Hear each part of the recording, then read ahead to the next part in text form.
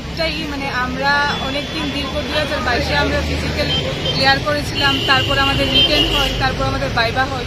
তো সব কিছু ক্লিয়ার করার পর আমাদের মেরিট লিস্টটা বেরিয়েছিল এপ্রিল মাসের 3 তারিখে। তো এটা অনেক লেট হয়ে গেছে, প্লাস আমরা এখানে যে ক্যান্ডিডেটগুলি আছি সবার ওভারহেজ হয়ে গেছে আর কি। তো আমরা এটাই চাই, মাননীয় মুখ্যমন্ত্রীর কাছে একটাই দাবি চাই যে আমাদের একটু ওয়েটিং লিস্টটা যাতে দেওয়া হয়, কারণ আমাদের সাথে এরকম ক্যান্ডিডেট আছে যারা এসএসসিতে অলরেডি চাকরি পেয়ে গেছে।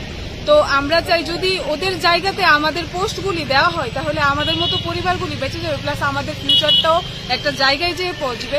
তো এই দাবিতে আমরা সম্মিলিত হয়েছি। আর আরেকটা দাবি, যেহেতু আমাদের যে ইন্টারভিউ প্রসেসিংটা অনেকটা লেট হয়েছে, 3 বছর লেগেছে, এটা যদি মুখ্যমন্ত্রী আমাদের এজ রিল্যাক্সেশনটা একটু দিত, নেক্সট যেই আসবে 916টা পোস্ট আসবে ওরা জানিয়েছে, তো এটাতে যদি সবাইকে এজ রিল্যাক্সেশনটা দিত তাহলে সবাই মানে উপকৃত হতাম, আমরা সবাই আবার ইন্টারভিউ দিতে পারতাম। আর এখন মূলত আমাদের একটাই দাবি, যারা আমাদের এসএসসি জিডিতে সিলেক্টেড হয়ে গেছে তারা আবার ত্রিপুরা পুলিশে সিলেক্টেড হয়েছে, ওদের জায়গাতে আমাদের যদি জয়েন করাতো তাহলে আমরা খুব উপকৃত হতাম। মাননীয় মুখ্যমন্ত্রীর কাছে আমাদের সবাই হাত জোর করে একটাই দাবি, স্যার প্লিজ আমাদের ওয়েটিং লিস্টটা দিন।